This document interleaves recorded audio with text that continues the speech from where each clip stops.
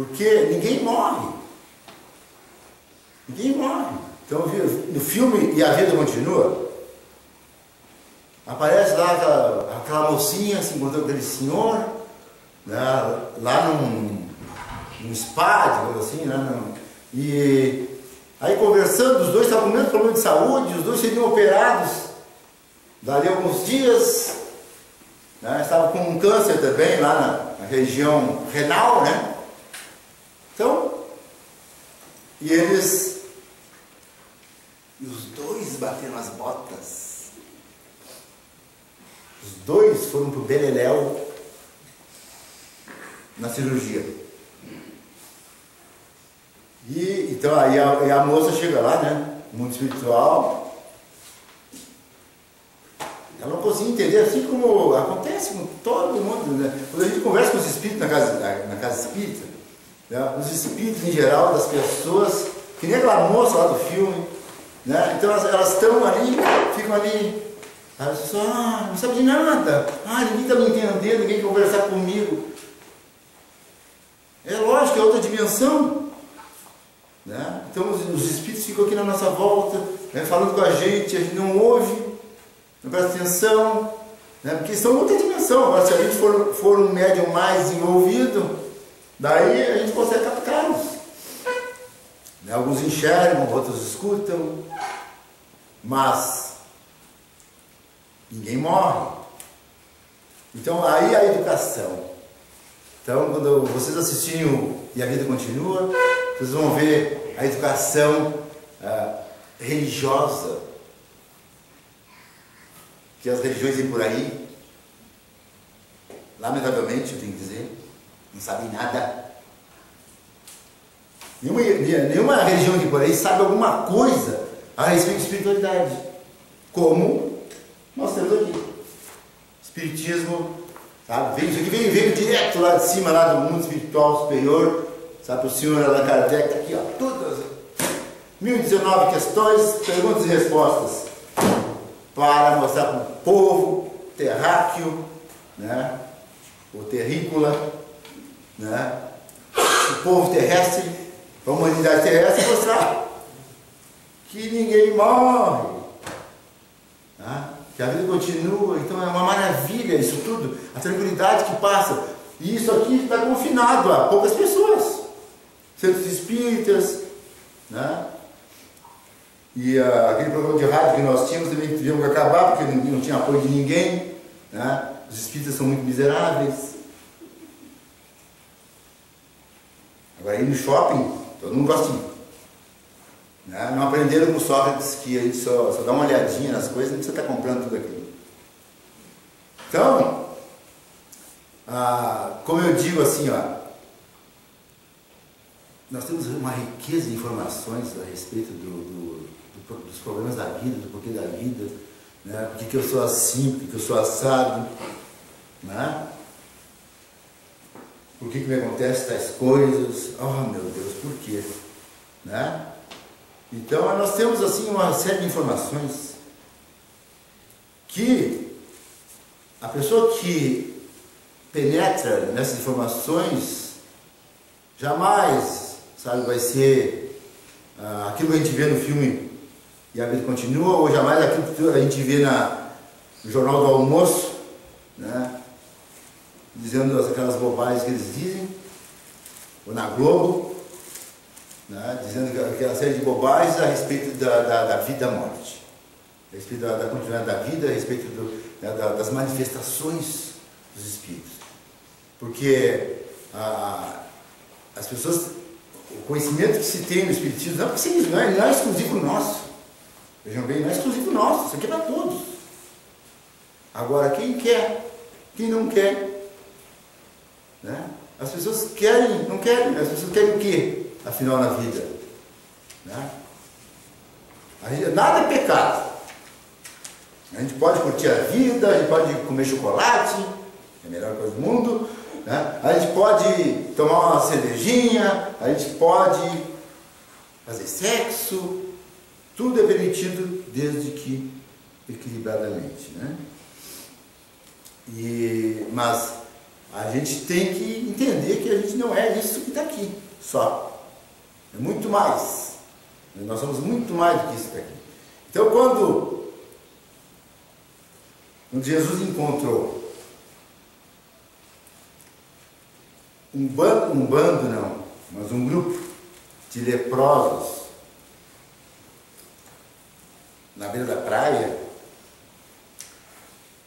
ele examinava as pessoas, o interior das pessoas. Não pense que Jesus olhava assim, ele é muito bonitinho, então vai ficar curado porque ele é um rapaz bonitinho, ou ela é uma moça bonitinha. Não, sabe? Então, assim, as pessoas muitas vezes vão e se iludem em casas que tem por aí, de curas, atrás de cura, desesperadamente atrás de cura, e não entendem que a cura aqui, dentro do conhecimento, a cura está aqui dentro. Não é simplesmente, o Luiz Alberto vai dar um passo e vai ficar curado agora. Até pode. Quantas pessoas ficam curadas porque mudam a sua postura na vida? Ele dizia, né? Vai e não peques mais. Daí o Luizinho da Silva, agora estou bem, vou para a balada. Né? Vou cair na noite. Então é assim que faz, as pessoas estão aí na noite, aí está todo mundo vibrando aí, né? Então cai na balada e ele dizia, vai e não pegues mais. Então a pessoa, exagerando, né? Toda noite tem um acidente de carro, né? E vícios disso, vícios daquilo, dependência, aquelas coisas. Então ele encontrou aquele grupo de leprosos e ele examinou assim, tinha uma mulher na frente dele. Olhou aquela mulher ali, olhou para dentro dela assim e viu quem ela era. 100 anos antes, ela era um rico fazendeiro. E o espírito não tem sexo. Ouviram? Uma hora tu é mulher, outra hora tu é homem, outra hora tu é homem, outra hora tu é mulher. E assim vai. Então, muda a encarnação lá, vamos preparar aqui, preparar ali, conforme o jeito que se viveu. Então, sabe, se vem num corpo. O espírito não tem sexo. Então, isso é fundamental saber disso. Daí ela olhou assim, ele olhou para ela, olhou assim, um rico fazendeiro, que era prepotente, massacrava todo mundo. E um belo dia, ele encontrou lá uma mocinha bonitinha, estava lá nas terras dele, junto com o avô. Aí ele foi lá, olhou para aquela moça assim, meu Deus, né? E sentiu assim, né? não só na atração física, né? Da beleza externa, né?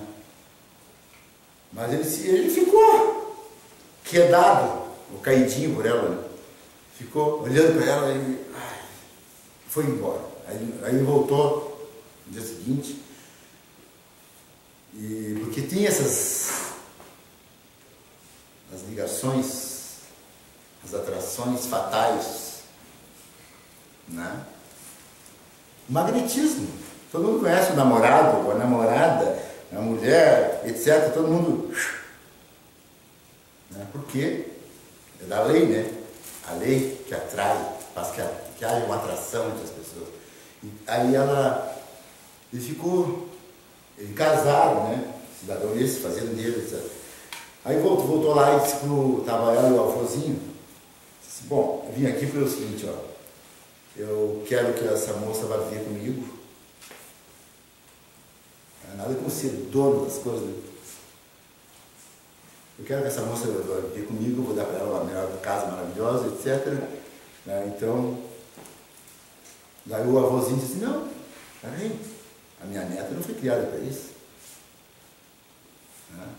Inclusive ela está noiva. Aí disse assim, não, eu disse que ela vai viver comigo Não, aí o avôzinho, não, ela não vai ver com o senhor me desculpa, mas ela vai estar noiva. Aí ele foi, esmurrou o cidadão caiu, bateu com a cabeça numa pedra. Beleléu para ele. Pegou a mocinha, antigamente os homens eram mais fortes, né? Era muito fácil pegar a mocinha aqui. Levou embora, levou para aquela casa, e a moça trancafiou a moça naquela, uma casa que ele tinha escondido no meio do mato lá, com perfumes, com roupas, né, femininas, com comida, com tudo, com joias. E a moça lá ficou lá, né, chorava, e ele voltou no dia seguinte e pediu para ele, deixa eu o meu avôzinho, coitadinho, está lá sofrendo, machucado. E já tinha mandado enterrar o avôzinho, inclusive. E pega, vai daqui, vai dali. E ela chorava, e ele saiu de novo ali.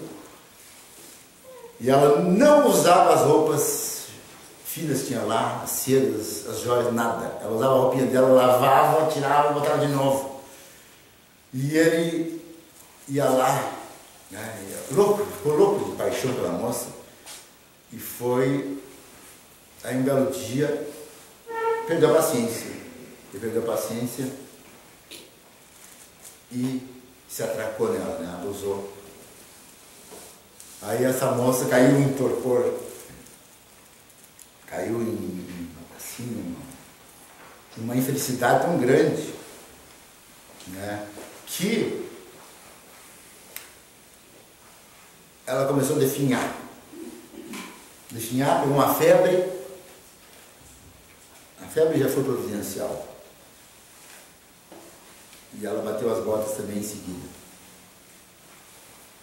E ele, quando chegou lá na casa, só ele que abria a casa, chegou lá na casa, ele pegou, viu ela morta e ficou muito triste, ele sofreu muito com aquilo, jogou ela no mar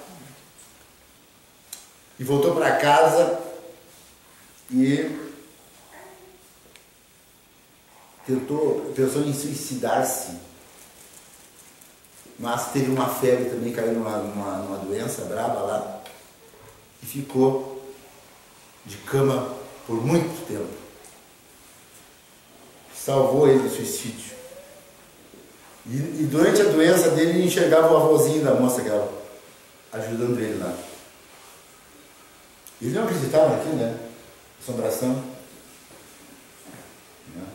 E então ele ficou ali, melhorou e seguiu a vida dele.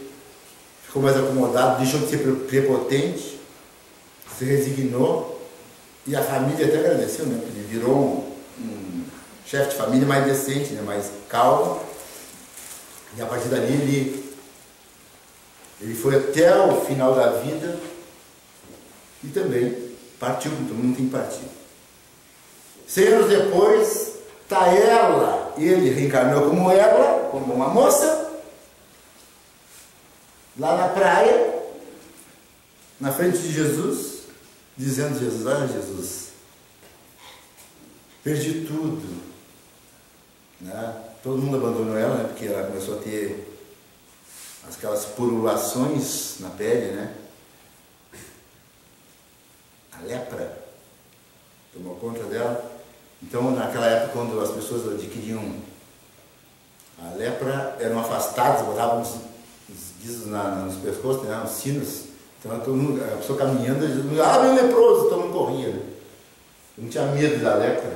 Então, aí estava ela lá na praia, que tinha sido ele, o fazendeiro, prepotente, massacrante, abusador, estava lá com o resultado, não de uma condenação por Deus, Deus não castiga, mas como uma autopunição. Uma autopunição por tomar atitudes contrárias às leis, de abusar dos outros, assim como lá em Brasília eles abusam das pessoas, os recursos, desviam os recursos. Não só lá em Brasília, em Diamant também, né? Porto Alegre, etc. Então, atitudes negativas geram um efeito também negativo. Em algum momento, todo mundo vai ter que passar tá? Por uma reparação, por uma situação para reequilibrar a lei. Então, isto é a explicação espírita, né, sobre a lei de causa e efeito. E então aconteceu o quê? Mais tarde, essa moça que foi curada por Jesus, para finalizar, essa moça, ela, depois de curada, ela seguiu Jesus. E quando Jesus foi massacrado também, ela foi convidada pelos bons espíritos a trabalhar junto com Pedro na Mansão do Caminho, que era uma casa que ele atendia as pessoas doentes e abandonadas, né, lá em Jerusalém. Então ela foi trabalhar e trabalhou lá. Trabalhou e com toda a sua vida trabalhou lá, o resto da vida junto com Pedro. E no final, né, ela recebeu, inclusive, quando retornou ao mundo espiritual, recebeu, né, o carinho daquele outro espírito, né, que ele havia, né, ele e ela, massacrado naquela encarnação anterior, porque havia conquistado seu amor. Muito obrigado.